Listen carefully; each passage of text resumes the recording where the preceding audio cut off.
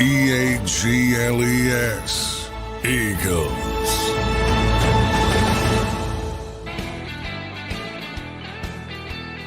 Good morning, everybody. Welcome into Birds 365, your daily deep dive into the Philadelphia Eagles. I'm Zander, Krause, your host, joined by my co-host, Eagles insider John McMullen, as we bring you the latest news, insights, and everything you need to know to stay connected to the Philadelphia Eagles. Johnny Mac, how you doing on this Wednesday morning, brother? Doing well. Big practice day. First day of the week of preparation. Saquon week. Back to MetLife Stadium. Yeah, Saquon week. Good stuff. John, coordinator, spoke yesterday. Got plenty to get into today on the show. Appreciate everybody checking in on the chat. And for those listening afterward on the podcast, appreciate all of you guys. Do what you got to do to help us grow. If you're on podcast, leave us a review. Leave us a 5-star review if you enjoy the show. And if you're over here on YouTube, hit that like button. We appreciate that very much. John, we'll talk about some O-line juggling with Jordan Mailata missing a couple days. Eagles made a few roster moves yesterday on the practice squad, something minor, but we'll talk to you about that. And then the coordinators spoke. We will start there. Any key takeaways from the coordinators that spoke yesterday? John Vick spoke, Kellen spoke, and Michael Clay spoke. Any big takeaways from that?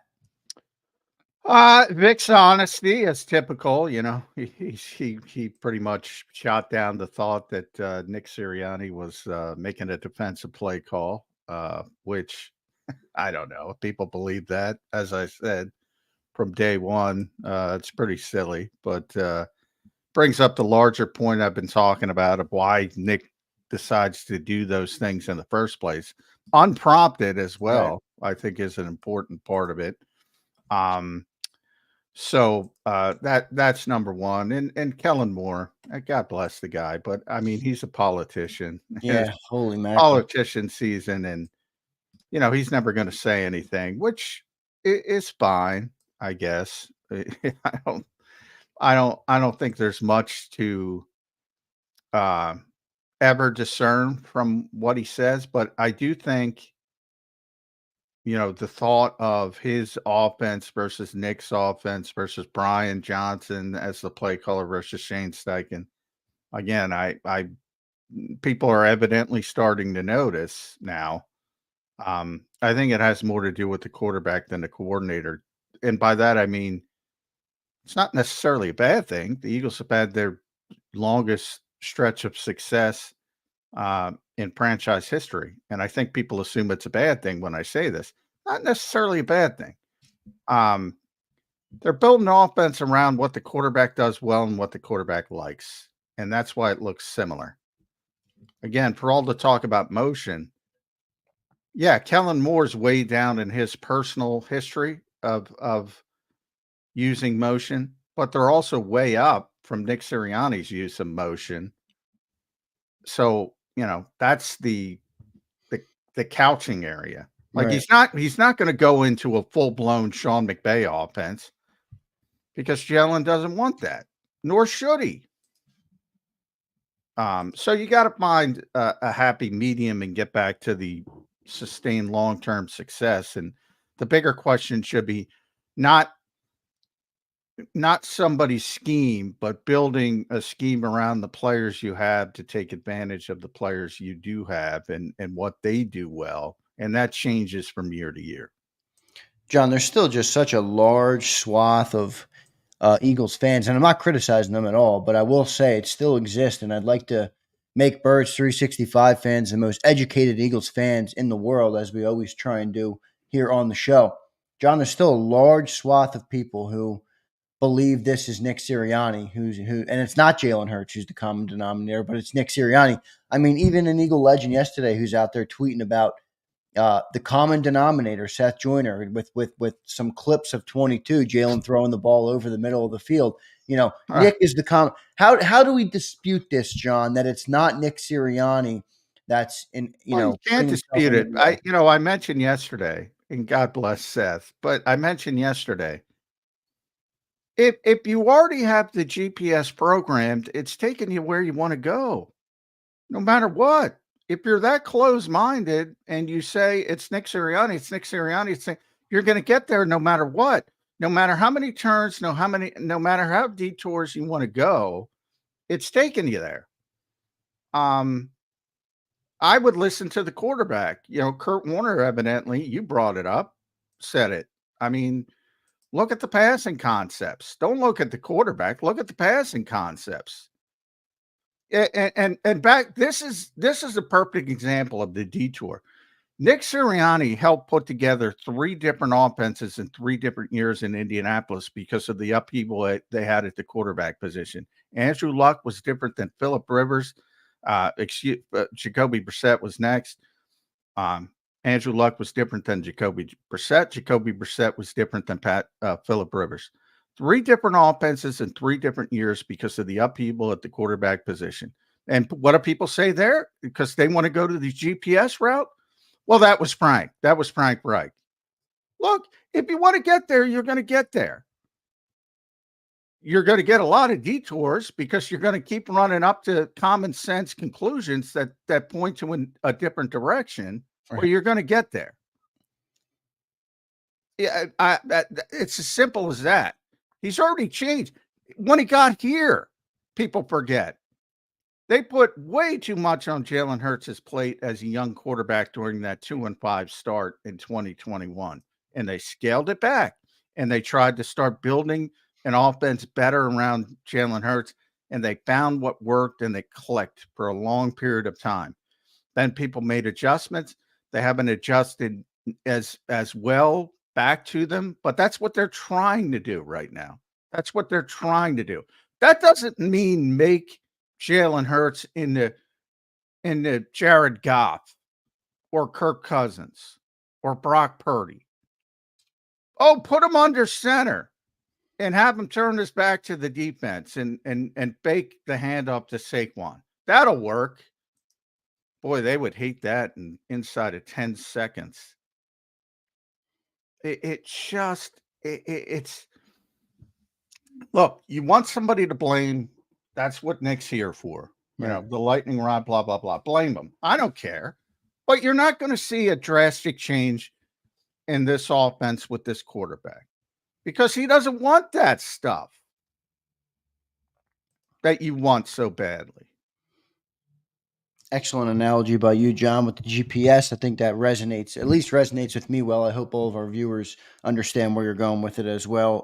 By the way, appreciate everybody here this morning. Got a great crowd in here on the live show. I appreciate all of you guys who listen in on the live every morning. Frank from Philly, good to see you, brother. James Carver, Mr. Perez, Bruce Banner's in here, Kenny P, Eagles fan, Priest Joe Whip. What's up, Joe? Now, Christian, Gerald Ford, Bleed Green, bunch of members in here. Good to see all of you guys. Thank you for your support here on JAKIB Sports. John, we'll talk about some of the NFL news as well yesterday. A bunch of trades coming down yesterday in the NFL. We'll get into that a little bit.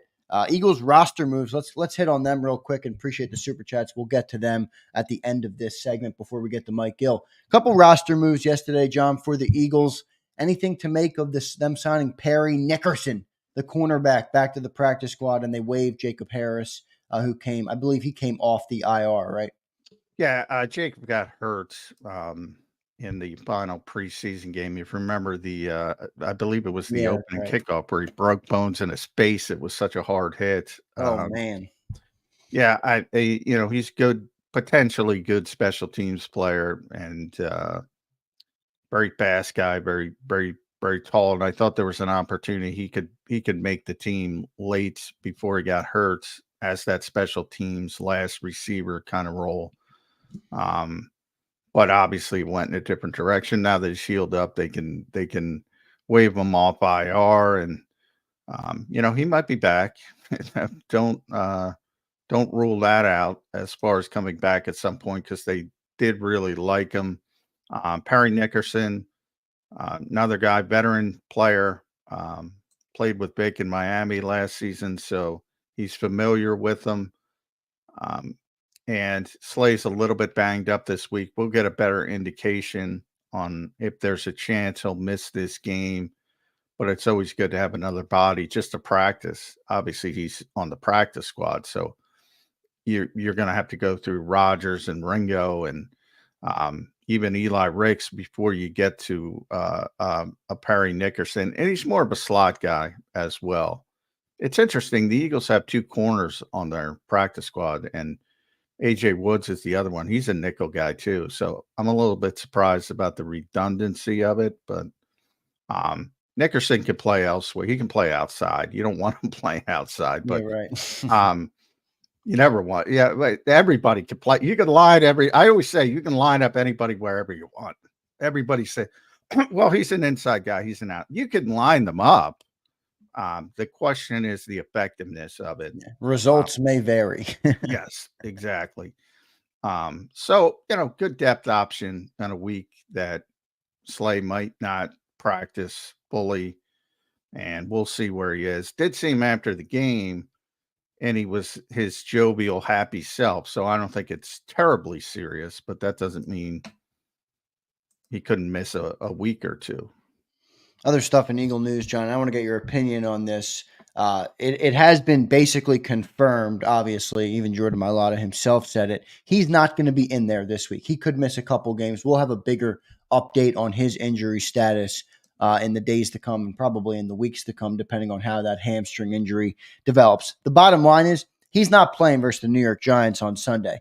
That means, John, that Jeff Stoutland has some decisions to make. What do you think he's going to do? And then what would you do in this circumstance? Do you move Mekhi Becton over to left tackle and put Tyler Steen in at right guard?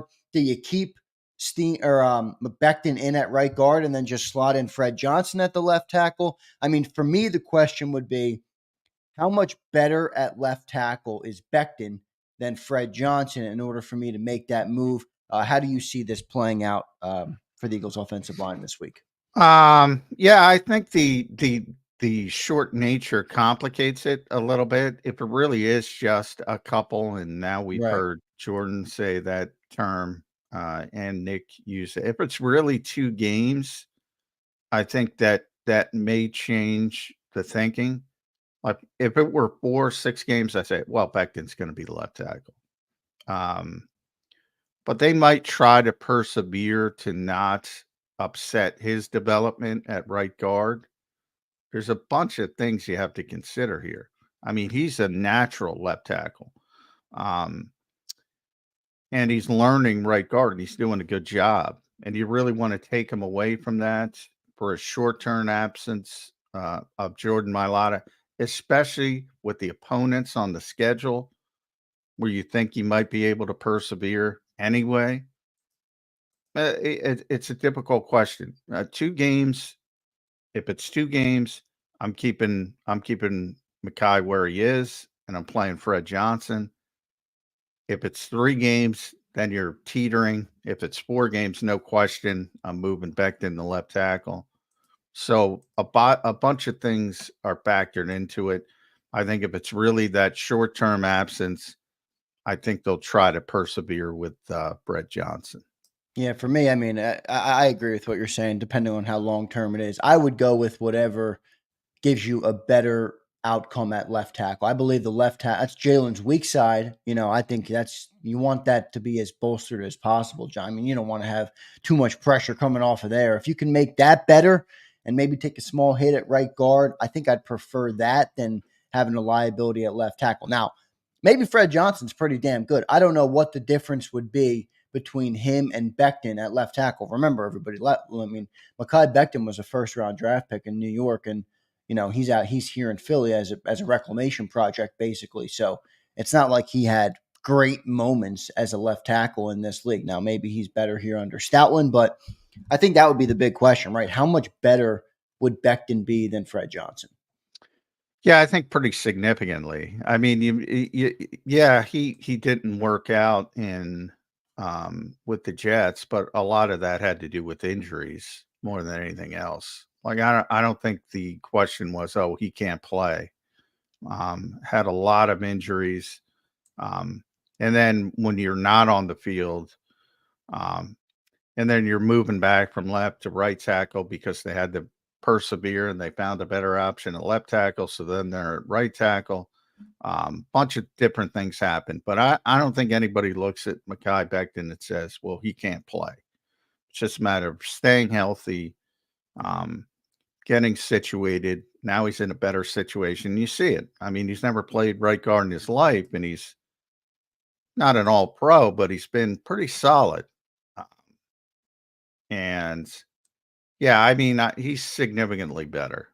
Uh, but again, George is going to be back. Right. And do you want to create that upheaval? The opponents are a big part of it as well. I mean, if it were the playoffs, I'm moving him. I'm moving him to left tackle, Right. and I'm putting Tyler Steen in Well, at right Jarrell in the guard. chat brings up a good point. Do we want Dexter Lawrence going up against Tyler Steen? That probably factors into the equation as well when Yeah, you the think about who you're opponent playing. factors in. Yeah, Dexter, a bad team, but good player. um, great maybe play. the best Yeah. defensive tackle in football right now. So, Mackay might have problems with him. Not might, will. Yeah. Um, so yeah, that's a thing you have to weigh as well. And but the question is, Brian Burns is on the outside, and they're going to be aiming at Fred Johnson. Um, and that's the strength of the Giants. They don't even have Kayvon Thibodeau, and it's still the strength because he's on injured reserve. So either way, you're kind of up against it. Um, and that's what happens when you lose good players like Jordan Mailata. You can't just replace them. But if it's short term, that's the way I would go. I would, and Fred's played a lot of football already because that's another part of it. Because of injuries to both Lane and now Jordan, played like well over 100 snaps. So he's at least gotten a feel for it. I think that helps as well. Um, and then yeah, I mean, I but if it were like rest of the season, I don't think any question Mekhi Right. Becton's your left tackle. Yeah, we'll see what they do in the game. We got a commercial break coming up as we have Mike Gill set to join us here in hour number 1, and then we'll have Brandon Lee Goutman in hour number 2. So 2 great guests today. I see Mike just checked into the green room. Before we get to our commercial break, let's go to the super chats. A couple super chats from our great viewers this morning. James checks in. James Carver. He says, James, appreciate it. He says, James says, not sure if y'all heard Mailata's weekly show yesterday, but he stemmed my concerns regarding Fred filling in for him while gone because he's worked to succeed at right tackle like Nola, but Fred's a natural left tackle and said swings wiping his ass with the wrong hand. Johnny Mack, your response to that with Fred he Johnson? brought that one back. That was Andre Dillard. I shouldn't give Jordan. Andre used to say that first. That's probably where he got it from. But um, yeah, I mean, yeah, Fred is a natural left tackle. So um, you know, he was out there for a very short period of time when against Miles Garrett late in the game. It wasn't great, but it's Miles Garrett. Individually, it wasn't great. So there's a lot of factors you play into it, but he's definitely more comfortable at left tackle than right tackle. And most people have that preference. Andre Dillard couldn't play right tackle at all. I bring up Andre, didn't want to, didn't like it. Um, Jordan, on the other hand, maybe because he never played before, he's like, I'll play right tackle, I'll play left tackle. He'll do whatever. So it's always up to the individual. But Brett is definitely um, more comfortable at left tackle.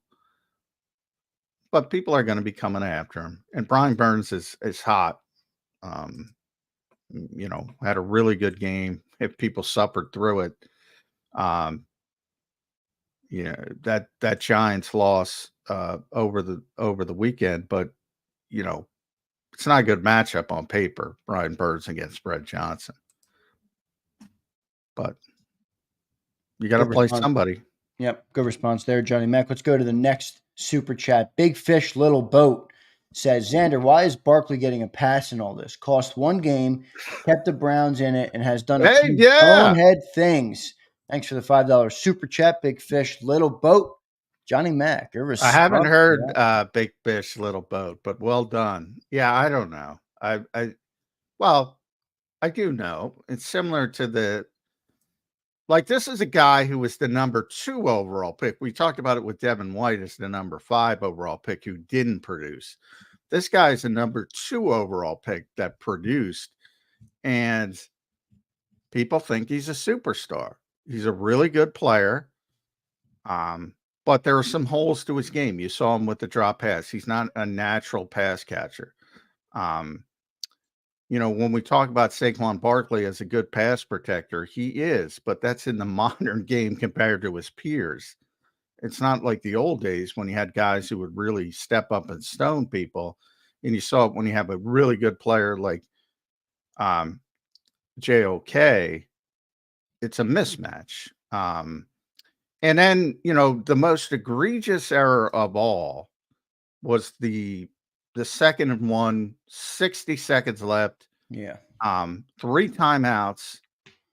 Easy first down. Had about 4 yards to work with. If he just went straight ahead, the Eagles would have called the timeout. For some reason, he thought he had to get out of bounds. That's not understanding the situation as a veteran player. And we've seen that happen with Miles Sanders in the past, and Miles would get excoriated for not doing the right thing. And he's right. I mean, he gets a pass, man. That was bad. I mean, he completely didn't understand the situation.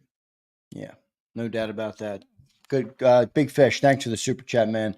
I think you bring up a good point about Barkley. We'll see if the tide starts to turn. He's going to have to piece together another couple good games here in Philadelphia. Let's go to the next super chat. Nick Gonzalez checks in. Nick says, "I don't understand us fans. If we had a head coach like Vic, we would have him a coach like Nick. We hate. Aren't no matter whose coach we would hate." I think he's just saying we would hate any coach that we have. Well, Nick, yeah, thank I mean, you they for would the $5 hate super chat. Johnny Mac, Vic. your thoughts? They would hate Vic. Yeah, I mean, yeah.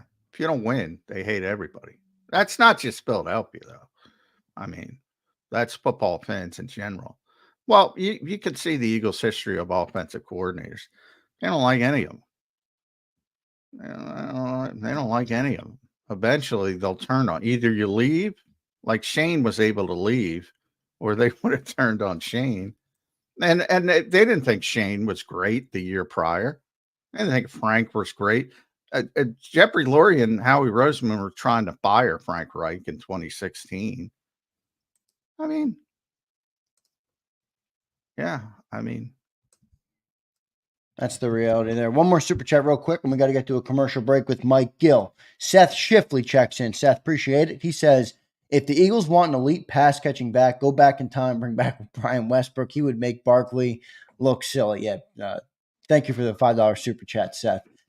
Yeah, Barkley's no Brian Westbrook when it comes to catching the football.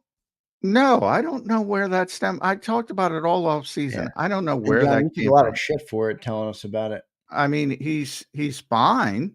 He's not bad, but he's certainly not natural at it. Like I always say, like Kenny Gainwell's a better pass catcher, just a pass catcher, just a natural catcher of the football. And people lose their mind.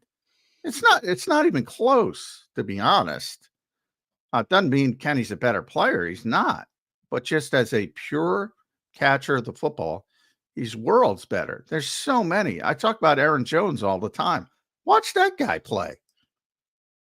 And obviously, Christian would be number one far and away. Christian McCaffrey's injured right now. But yeah, he's not those guys, to put it mildly. Good stuff, Johnny Mac. Big thanks to our 4 super chats this morning. Any other super chats that come in, we will get to after Mike Gill. So big thanks to all of you guys in the chat. Hit that like button. Let's get to our commercial break. Mike Gill coming up next from 97.3 ESPN. Before I do that, let me tell you guys about a great partner at BetUS. Go check out BetUS now, everybody. Go to betus.com.pa and look at your screen. There's a promo code on the screen. It's YouTube150. And that'll give you a 150% sign-up bonus on your very first deposit, and you get 125% on your second and third deposits. They have the fastest payouts in the industry, 24/7 customer support, and they'll even give you your own custom account manager for any of your questions or help you need with betting on there. So go to betus.com.pa, betus.com.pa, and use that promo code YouTube 150. Back in 3 minutes, everybody, with Mike Gill from 97.3 ESPN. If you missed any of today's show on the JAKIB Media channel, listen to the podcast on your way home. Available on YouTube, Apple, and Spotify.